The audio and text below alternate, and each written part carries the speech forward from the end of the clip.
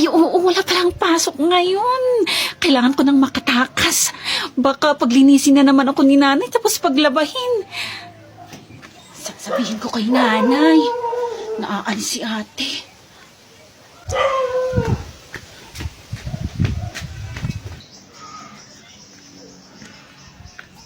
Wala si nanay. Nay, si ate tumatakas para daw hindi mo siya paglabahin tapos paglinisin. Ha? Yung bata na yan ah. Nay, si ate dumaan po sa likod. Ops! Oh, saan ka pupunta? Maglinis ka muna tapos maglaba ka bago ka pupunta sa pupuntahan mo.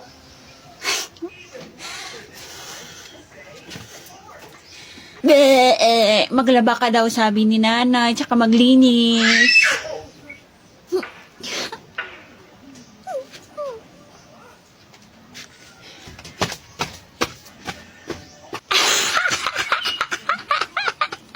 Alam mo makakatakas ka.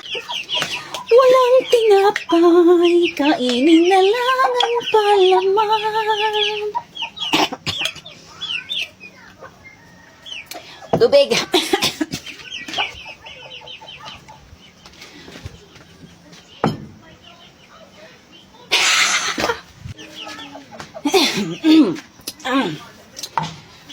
Walang tinapay, sana'y may tinapay.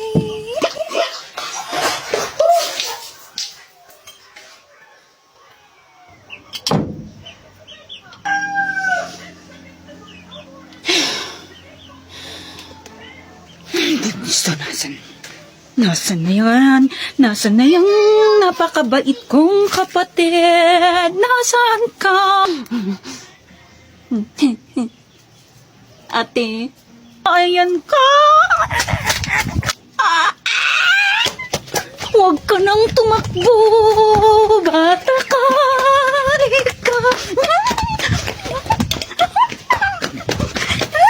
Nay, ikuha mo nga ako ng napkin dyan sa kwarto. Dun sa may pintuan sa likod niya. O sige anak, ikukuha kita ng napkin. Hala. Kunin ko rin pala itong mga damit para ilagay ko na rin dun sa kwarto ng mga bata. Tingnan ko itong mga batang to. Hindi nila alam magtupi ng mga damit nila. Huh? Sige.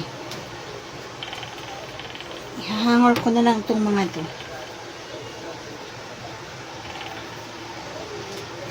Ay, ayan. Nay, nasan na yung napkin? Ay, oo nga pala anak. Pasensya ka na anak, nakalimutan ko. Nilagay ko lang yung mga damit nyo dun sa kwarto tapos hindi na ako kumuha ng napkin. Sandali lang anak ha, antayin mo ko. Ano nga pala yung kukunin ko? Eh, nasan nga pala yung cellphone ko? Saan ko pala nilagay yun? Nasaan na kaya yung cellphone? Ay, ito pala yung cellphone ko eh. Ay, may text pala ako.